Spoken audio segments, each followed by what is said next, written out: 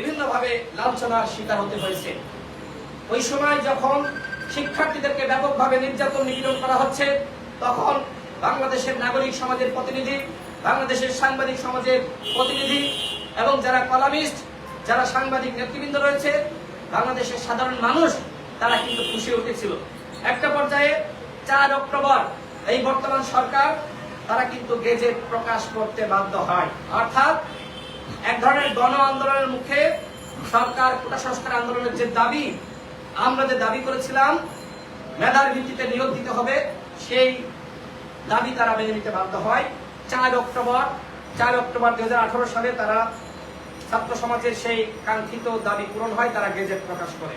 প্রিয় সাংবাদিক ভাইয়েরা, প্রিয় দেশবাসী, আপনারা জানেন সে সময় সরকারের পক্ষ থেকে মন্ত্রী পরিষদ সচিব শফিউল আলমের নেতৃত্বে 7 সদস্যের একটি কমিটি গঠন করা হয়েছিল। সেই কমিটি সুপারিশ দিয়েছিলেন নবম থেকে 13তম গ্রেড পর্যন্ত মেধার ভিত্তিতে নিয়োগ দিতে হবে এবং একই সাথে ওই সময় যে বিদ্যমান কোটা ছিল ওই কোটা বাতিল করা হলো এবং একই সাথে ওই সময় বলা হয়েছিল যদি সরকার মনে করে যে অনগ্রসর গোষ্ঠীর জন্য কোটার প্রয়োজন, সরকার পরবর্তীতে বিবেচনা করতে পারবে। আমি আবারও কোট করছি, সেখানে কিন্তু অনগ্রসর যারা, পিছিয়ে পড়া যারা, অধিকার বঞ্চিত যারা, তাদের কথা বলা হয়েছিল। কিন্তু আমরা দেখলাম, আমরা তো ওই সময় কোটা সংস্কার দাবি করেছিলাম, আমরা তো বাতিল দাবি করি নাই, কিন্তু সরকার যে কমিটি গঠন করেছিল সেই কমিটি বাতিল করেছিলেন, তাই তো আমরা নিতে পারি না। আমরা সংস্কার চেয়েছিলাম, কিন্তু সরকারের কমিটি বলল স্বাধীনতার এত বছর পরে এখন আর এই কোটার প্রয়োজন নাই, এখন মেধার ভিত্তিতে নিয়োগ দিতে হবে। কিন্তু আমরা দেখলাম যে গত 7 জুলাই, এই বছরের গত 7 জুলাই মাননীয় প্রধানমন্ত্রী তিনি বলেছেন কোটা বাতিল আন্দোলনের যৌক্তিকতা নাই। আমরা তো আসলে বাতিল আন্দোলন করি নাই, ওই সময় আমরা সংস্কার আন্দোলন করেছি, এখনো আমরা সংস্কার এখনো চাই। সাধারণ শিক্ষার্থীরা তারাও কিন্তু এখনো পর্যন্ত সংস্কার চায়। গত 2021 সালের একটি রিটের প্রেক্ষিতে গত 5 জুন 2024 ইংরেজি তারিখে সরকারি চাকরিতে প্রথম এবং দ্বিতীয় শ্রেণীর যে মুক্তিযোদ্ধা কোটা পদ্ধতি বাতিলের সিদ্ধান্ত অবৈধ ঘোষণা করেছেন মহামান্য হাইকোর্ট। এতে সারা দেশে আবারও কোটা সংস্কার আন্দোলন ব্যাপকভাবে ছড়িয়ে পড়েছে। গত 10 জুলাই আপিল বিভাগ কোটার বিপক্ষে পক্ষগুলোকে 4 সপ্তাহের জন্য স্থিতা অবস্থা বজায় রাখতে নির্দেশ দিয়েছেন। এর মধ্যে শিক্ষার্থীরা আন্দোলন চালিয়ে যাচ্ছে। শিক্ষার্থীদের এই আন্দোলনকে বিতর্কিত করতে নানানমুখী ষড়যন্ত্র চলছে। গত 8 জুলাই 2024 ইংরেজি তারিখে আওয়ামী লীগের সাধারণ সম্পাদক বলেছেন আগে যে কোটা আন্দোলন বাংলাদেশে হয়েছিল সেখানকার প্রথম সারির 31 জন নেতা তারা বিশেষ পরীক্ষায় উত্তীর্ণ হতে পারেনি। এটি আওয়ামী লীগের সাধারণ সম্পাদক বলেছেন, তার এই বক্তব্য আমরা ঘৃণা ভরে প্রত্যাখ্যান করছি। এবং একই সাথে ক্ষমতাসীন ছাত্র সংগঠনের ছাত্রলীগের সভাপতি গত 13 জুলাই বলেছেন 2018 সালে কোটা আন্দোলনকারীদের একজনও বিসিএস পরীক্ষায় উত্তীর্ণ হতে পারেননি। এছাড়া গতকাল সংবাদ সম্মেলনে প্রধানমন্ত্রী বলেছেন মহান মুক্তিযুদ্ধ ও বীর মুক্তিযোদ্ধাদের বিরুদ্ধে কেন এত ক্ষোভ? মুক্তিযোদ্ধার নাতিরা যদি কোটা না পায় তাহলে কি রাজাকারের নাতিরা কোটা পাবে? তিনি এই কথা বলেছেন, এই প্রশ্ন করেছেন। তিনি আরো বলেছেন একবার তারা এই ধরনের আন্দোলন করেছিল, শুধু আন্দোলন না আরো সব ঘটনা ঘটাচ্ছিল, যেমন আওয়ামী লীগের অফিসে আক্রমণ, মানুষের উপর আঘাত করা। এ সমস্ত দেখে আমি খুব বিরক্ত হয়ে যাই। তখন এক পর্যায়ে আমি বললাম ঠিক আছে কোটা বাদই দিলাম। সেটার উদ্দেশ্য ছিল কোটা বাদ দিলে কি হয় সেটি দেখা। নির্বাহী প্রধানের দায়িত্ব থেকে তিনি কোনোভাবেই রাগ এবং ক্ষোভের বশীভূত হয়ে এই ধরনের সিদ্ধান্ত তিনি নিতে পারেন না। তিনি ওই সময় রাগ ক্ষোভের বশীভূত হয়ে সিদ্ধান্ত নেওয়ার কারণে আজকে দেখেন কি অবস্থা সৃষ্টি হয়েছে। সাধারণ শিক্ষার্থীরা আবারও রাজপথে নেমে গিয়েছে। প্রধানমন্ত্রী আরো বলেছেন সেই সময় অর্থাৎ 2018 সালে যারা আন্দোলন করেছিল সেখানে নারী কোটাও ছিল। যারা বলেছিল নারী কোটা চায় না, মেধা দিয়ে চাকরি করব, সে চাকরি কি তারা পেয়েছে? সে কি বিসিএস পরীক্ষা দিয়েছে? বিসিএস এর যে প্রিলি পরীক্ষা হয় সেখানে কি পাশ করেছে? প্রধানমন্ত্রী এই প্রশ্ন তিনি করেছেন। সরকারের দায়িত্বশীল জায়গায় থেকে এমন বক্তব্য কখনোই গ্রহণযোগ্য নয়। 2018 সালে যারা কোটা সংস্কার আন্দোলন করেছে তারাই পরবর্তীতে মেধা এবং যোগ্যতায় চাকরি পেয়েছে। যারা সংগঠক পর্যায়ে ছিলেন তাদের নামে ওই সময় 6টি মামলা দেওয়া হয়, যে মামলাগুলোতে তাদের এখন হাজিরা দিতে হচ্ছে। কোনো কোনো মামলায় চার্জশিট দেওয়া হয়েছে এবং বিচার কার্যক্রম শুরু হয়েছে। বাংলাদেশে যেখানে পুলিশ ভেরিফিকেশনের নামে হয়রানি করা হয়, সেখানে কোটা সংস্কার আন্দোলনের মামলায় জর্জরিত সংগঠকদের চাকরি পাওয়ার কোনো সুযোগ রাখা হয়েছে কিনা সেই প্রশ্ন আমরা করছি। বরং তারা যাতে চাকরি না পায় এজন্য তাদের উপর ক্ষিপ্ত হয়ে সরকারের পক্ষ থেকে এই ধরনের মিথ্যা, বানোয়াট এবং হয়রানিমূলক মামলা দেওয়া হয়েছে। কোটা সংস্কার আন্দোলন 2018 এর সংগঠকরা নিজেদের একাডেমিক ক্যারিয়ার বিসর্জন দিয়ে হাজারো শিক্ষার্থীর কোটামুক্ত চাকরির সুযোগ নিশ্চিত করেছে। তারা তাদের জীবনের লক্ষ্য পরিবর্তন করে এখন রাষ্ট্র সংস্কার বা রাষ্ট্র মেরামতের কাজে নিযুক্ত হয়েছেন। যারা সংগ্রাম করে তারাই সবসময় ভোগ করতে পারবে, এটি কোনো আন্দোলনের শর্ত হতে পারে না। বরং এটি হয়ে এসেছে যারা ত্যাগ করেন তারা ভোগ করতে পারেন না। আর ছাত্রলীগের সভাপতি তিনি তার গ্রাজুয়েশন শেষ করতে 9 বছর সময় নিয়েছেন। এই 9 বছরের মধ্যে তিনি 5 বার ফেল মেরেছেন। অথচ তিনি এখন বলছেন যে যারা 2018 সালে আন্দোলন করেছিল তাদের কেউ চাকরি পায়নি। 2018 সালে কি নুরুল হক, রাশেদ খান, হাসান মামুন, ফাহিম, জাহেদ, শাকিলুজ্জামান তারা আন্দোলন করেছিল? আমরা নেতৃত্ব দিয়েছি, কিন্তু হাজার হাজার লাখ লাখ শিক্ষার্থী আমাদের সাথে ছিল। তারা অধিকাংশ এখন বিসিএস ক্যাডার হয়েছে এবং প্রথম এবং দ্বিতীয় শ্রেণীর কর্মকর্তা হয়েছে। সুতরাং সাদ্দাম সাহেব যেখানে তার ছাত্রত্ব থাকার কথা না, সরকারের বিশেষ বিবেচনায়, বিশ্ববিদ্যালয়ের বিশেষ বিবেচনায় তিনি হাতে পায়ে ধরে এক ধরনের ছাত্রত্ব বজায় রেখেছেন। তার মুখ থেকে এই ধরনের কথা শুনতে আমাদের লজ্জা লাগে।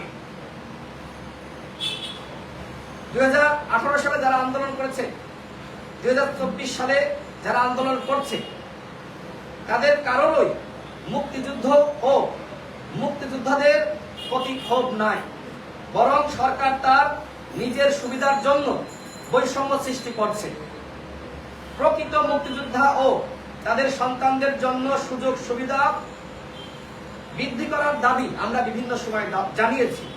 বিদ্যমান বাস্তবতায় মুক্তিযোদ্ধার সন্তানদের জন্য কোটা যৌক্তিক হারে সংস্কার করা যেতে পারে, কিন্তু প্রজন্মের পর প্রজন্ম কোটা সুবিধা বাস্তবসম্মত নয়। অর্থাৎ এই যে এই সময় নাতি পুতি কোটার কথা বলা হচ্ছে, এটি কখনোই স্বাধীনতা 53-54 বছর পরে গ্রহণযোগ্য নয়। আমরা মহান মুক্তিযুদ্ধের যারা মহান মুক্তিযুদ্ধে অংশগ্রহণ করেছে, যারা মুক্তিযোদ্ধার সন্তান, তাদের প্রতি আমাদের শ্রদ্ধা রয়েছে। আমরা বলছি যৌক্তিক সংস্কারের মাধ্যমে প্রয়োজনে সেটি 30% থেকে আলাপ আলোচনার মাধ্যমে আপনারা সেটি সংস্কার করতে পারেন, মুক্তিযোদ্ধার সন্তানরা কোটা পেতে পারে, সে বিষয়ে আমাদের কোনো আপত্তি নাই। বিভিন্ন জায়গায় আপনারা বক্তব্য শুনেছেন, মুক্তিযোদ্ধারা বলেছেন যে আমরা কোটার জন্য যুদ্ধ করিনি। এমনকি চিত্রনায়ক সোহেল রানা, একজন বীর মুক্তিযোদ্ধা, তিনিও বলেছেন কোটার জন্য যুদ্ধে যায়নি, মেধার ভিত্তিতে নিয়োগ দিতে হবে। তিনি এই কথা বলেছেন। সোহেল রানা একজন প্রখ্যাত ছাত্রনেতা ছিলেন, তিনি বঙ্গবন্ধুর সাথে ছাত্র রাজনীতি করেছেন।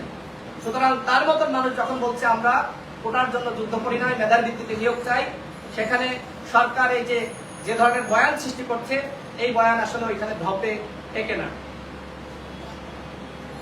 এছাড়া সংবিধানের 19-1, 29-1 এবং 29-2 অনুচ্ছেদে বলা আছে নিয়োগের ক্ষেত্রে প্রতিটা নাগরিকের জন্য সমান সুযোগের কথা। অর্থাৎ কোটা ব্যবস্থা সংবিধানের সাথে পুরোপুরি সাংঘর্ষিক। সরকার এখন যে কথাগুলো বলছে এগুলো মিথ্যাচার। মূলত তার যে মুক্তিযুদ্ধের চেতনা ধারক বাহক হিসেবে নিজেদেরকে দাবি করে 2018 সালে যখন আন্দোলনটা সফল হলো, তারপরে আমরা দেখলাম যে যারা কোটায় আগে চাকরি পেত তারা আর চাকরি পায় না। যেটি আমরা দেখেছি যে ছাত্র বন্ধ লিড করেছে, তার প্রতি আমাদের শ্রদ্ধা, সম্মান, ভালোবাসা রয়েছে। তিনি একজন মুক্তিযুদ্ধের সন্তান, যে কারণে তাকে আমরা সম্মান করি। কিন্তু তিনি বলেছেন তিনি 7 থেকে 8 বার ভাইবা দিয়েছেন, চাকরি পাননি। তার পাশে একজন 17 থেকে 18 বার ভাইবা দিয়েছে, চাকরি পায়নি। এই কথা তারা নিজেরা স্বীকার করেছে। অর্থাৎ যখন তারা চাকরি পাচ্ছে না, সরকার মনে করছে যে আগামীতে এই রাষ্ট্র ব্যবস্থা আমরা দখল করে রাখতে পারবো না, কারণ আমাদের নিজস্ব লোকজন চাকরি পাচ্ছে না। যে কারণে তারা আবারও ওই ষড়যন্ত্র করে কোটা ফিরিয়ে আনার একটি চক্রান্ত করেছে।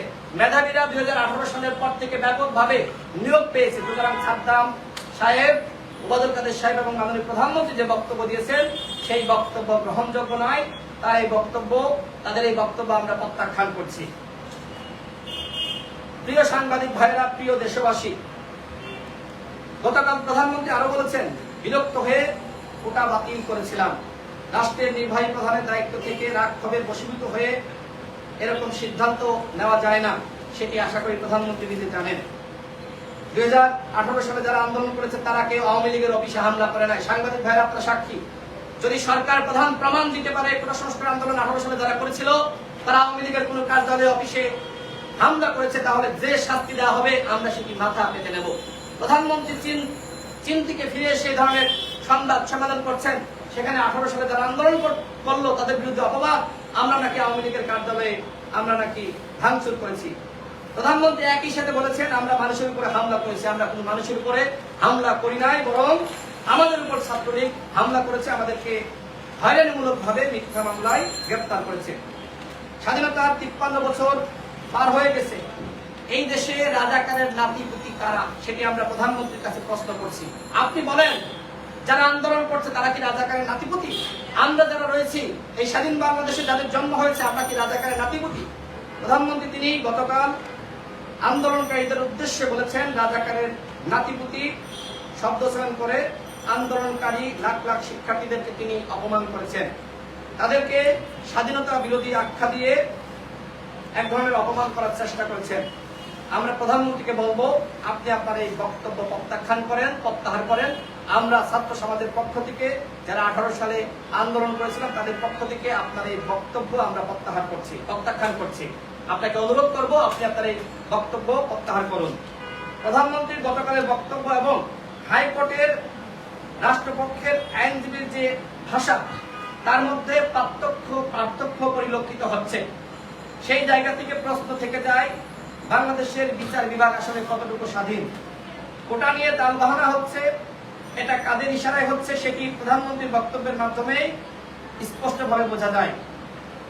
সেটি প্রধানমন্ত্রী গতকাল আকারে ইঙ্গিতে তার বক্তব্যের মাধ্যমে বুঝিয়েছেন যে আসলে বাংলাদেশের বিচার বিভাগ কতটুকু স্বাধীন। গতকাল হাইকোর্টের রায়ে বলা হয়েছে সরকার চাইলে কোটা পরিবর্তন করতে পারবে। 2018 সালে তো সরকারই কোটা পরিবর্তন করেছে, আমরা তো করি না। নির্বাহী বিভাগের সিদ্ধান্ত ও রাজপথের আন্দোলনের ফলাফলকে হাইকোর্টে নিয়ে যাওয়া বিচার বিভাগকে বিতর্কিত করার চেষ্টা বলে আমরা মনে করি। যেখানে শিক্ষার্থীরা গণরায় দিয়েছিল আমরা কোটা চাই না, সেখানে এটিকে কোর্টে নিয়ে যাওয়ার মাধ্যমে এই গণরায়কে প্রত্যাখ্যান করা হয়েছে এবং হাইকোর্টের রায়ের মাধ্যমে একটি জটিলতা সৃষ্টি করা হয়েছে, যে জটিলতার কারণে এখন আবারও আন্দোলন সৃষ্টি করা হয়েছে। এবং দেখেন রাষ্ট্রপক্ষ তিনি এক ধরনের বক্তব্য দিয়েছে এবং প্রধানমন্ত্রী গতকাল ফেসবুকে যে বক্তব্য দিয়েছে তার বক্তব্যের সাথে মিল নাই। তাহলে আমরা কেমনে ধরে নিব যে রাষ্ট্রপক্ষ 18 সালের যে পরিপক্ক সেটি বজায় রাখতে চায়? কেমনে বিশ্বাস করব? প্রধানমন্ত্রীর বক্তব্যের সাথে তার রাষ্ট্রপক্ষের যে আইনজীবী রয়েছে তার বক্তব্যের কোনো মিল আছে? কোনো মিল নাই বন্ধুগণ। বর্তমানে শিক্ষার্থীরা যে আন্দোলন করছে আমরা এই আন্দোলনের প্রতি শতভাগ সংহতি জ্ঞাপন করছি। তাদের প্রতি আমাদের আহ্বান 2018 সালে অসংখ্য শিক্ষার্থীর ত্যাগের বিনিময়ে অর্জিত সফলতা ধরে রাখা। আপনারা এখন যারা নিয়মিত শিক্ষার্থী যারা আন্দোলন করছেন আপনাদের দায়িত্ব, আমরা আপনাদের সাথে রয়েছি ইনশাআল্লাহ। আপনারা সফল হবেন। ছাত্র আন্দোলন কখনোই বৃথা যেতে পারে না। সরকার যতই দমন পীড়ন করুক, আপনাদেরকে রাজাকারের বাচ্চা রাজাকারের নাতনি পুতনি বলুক, আপনাদেরকে যতই স্বাধীনতা বিরোধী বলুক, ওই সময়ও আমাদেরকে মতিয়া চৌধুরী রাজাকারের বাচ্চা বলেছিল, আমরা আন্দোলন সফল করেছিলাম। এখন আপনাদেরকে স্বাধীনতা বিরোধী তকমা দিয়ে এই আন্দোলন তারা বানচাল করতে পারবে না। গতকাল ঢাকা বিশ্ববিদ্যালয় ক্যাম্পাসে আমরা দেখেছি ঢাকা বিশ্ববিদ্যালয়ের শিক্ষার্থীরা তারা রাজপথে নেমে এসেছিল। প্রধানমন্ত্রীর এই বক্তব্য তারা প্রত্যাখ্যান করেছে। আজকেও তারা কর্মসূচির আহ্বান করেছে। যদি সরকার তাদের এই দাবি না মেনে নেয়, তাহলে সারা বাংলাদেশে আন্দোলনের দাবানল ছড়িয়ে পড়বে। এবং আমরা যারা 18 সালে আন্দোলন করেছিলাম, আমরা তাদের সাথে প্রয়োজনে আবারও আন্দোলনে নামতে বাধ্য হব। আমরা আহ্বান রাখছি, আপনারা জানেন এই আন্দোলনকারী শিক্ষার্থীদের উপরে পুলিশ মামলা করেছে। আমরা অনতি বিলম্বে আগামী 48 ঘন্টার মধ্যে এই মামলা প্রত্যাহার করার আহ্বান জানাচ্ছি। আমরা সরকারকে বলবো, শিক্ষার্থীদের এই আন্দোলনকে আপনারা উস্কে দিবেন না, তাদের বিরুদ্ধে আপনারা বিষোদ্গার করবেন না, তাদের প্রতি আপনারা অপমানমূলক শব্দ চয়ন করবেন না। শিক্ষার্থীরা যে আন্দোলন করছে, এই আন্দোলন শতভাগ যৌক্তিক আন্দোলন। আমরা 18 সালে যারা আন্দোলন করেছিলাম, আমরা তাদের পক্ষ থেকে বলছি, আপনারা আন্দোলন চালিয়ে যান। যতক্ষণ না পর্যন্ত সরকার আপনাদের দাবি মেনে নেয়, ততক্ষণ পর্যন্ত আন্দোলন চালিয়ে যেতে হবে। আমরা 2018 সালে যতক্ষণ না পর্যন্ত আন্দোলন সফল হয়েছিল, আমাদের উপর দমন পীড়ন, নির্যাতন, নিপীড়ন ব্যাপকভাবে হয়েছিল, রিমান্ডে নিয়ে নির্যাতন করা হয়েছিল। আমাদেরকে যখন জেলে নেওয়া হলো, 2 মাস কারাগারে রাখা হলো। এরপরে কারাগার থেকে বের হয়ে আমরা ওই দিনে ঢাকা বিশ্ববিদ্যালয় ক্যাম্পাসে বিক্ষোভ মিছিল করেছিলাম। ছাত্র আন্দোলন কখনোই ব্যর্থ হয় না। সরকারকে আমরা সর্বশেষ আহ্বান করব, আপনারা এই আন্দোলন নিয়ে যে ধরনের তালবাহানা করছেন, গতকাল দেখলাম সরকারের প্রায় সকল মন্ত্রী, মিনিস্টার, এমপিরা তারা এই আন্দোলনকারী শিক্ষার্থী বন্ধুদের বিরুদ্ধে কথা বলছে, তাদেরকে রাজাকার এবং স্বাধীনতা বিরোধী তকমা দেওয়ার চেষ্টা করছে। একই সাথে গতকাল আপনারা দেখেছেন ছাত্রলীগের বিভিন্ন স্থান থেকে, গাজীপুর থেকে, নরসিংদী থেকে, বিভিন্ন জেলা উপজেলা থেকে, ঢাকা শহরের বিভিন্ন জায়গা থেকে লাঠি সুটা নিয়ে তারা ঢাকামুখী হয়েছিল। সেই তারা এখনো পর্যন্ত ঢাকা বিশ্ববিদ্যালয় ক্যাম্পাসে অবস্থান করছে। একটু পরেই শিক্ষার্থীরা আন্দোলন শুরু করবে। আমি জানি না আমাদের যে অবস্থা, যে পরিণতি ভোগ করতে হয়েছিল, তাদের উপরেও সেই ধরনের যে নির্যাতন, নিপীড়ন সেটি নেমে আসে কিনা। শিক্ষার্থী বন্ধুদেরকে বলবো, যে ধরনের প্রতিকূল পরিস্থিতি আপনাদের ফেস করতে হোক না কেন, আপনারা একতাবদ্ধ থাকবেন। যদি ঐক্যবদ্ধভাবে আপনারা লড়াই করতে পারেন, আপনাদেরকে এই সরকার পরাজিত করতে পারবে না। ছাত্র আন্দোলন সবসময় সফল হয়েছে, আমাদের পক্ষ থেকে সবসময় সমর্থন থাকবে। আপনারা